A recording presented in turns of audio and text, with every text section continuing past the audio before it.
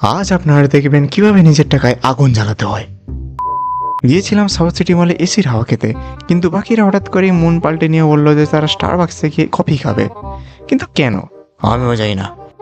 ভেতরে ঢুকে মনে হলো যেন ময়ূরদের দলের মাঝে ময়ূরপুচ্ছ কাক লাগছে আমাকে। যাই হোক, বাকিরা নিজেদের কফি অর্ডার দিয়ে দেয় আর আমি আধ ঘন্টা ধরে ভেবে যাচ্ছি যে আমি কি অর্ডার দেবো। ভেবেছিলাম খাওয়ার সাথে সাথে কন্টেনারটাকেও ঘর নিয়ে যাব, কিন্তু এই কন্টেনারটার জন্য আমাকে 400 টাকা খরচা করতে হয়েছে।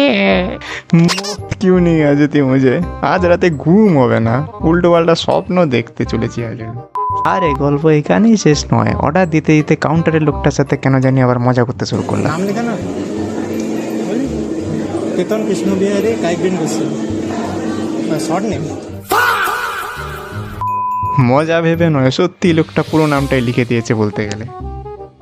ফাইনালি বাইরের জগতে এলাম, বাউনে চড়ে বাড়ি গেলাম। আজ রাতে ঘুম হবে না আমার।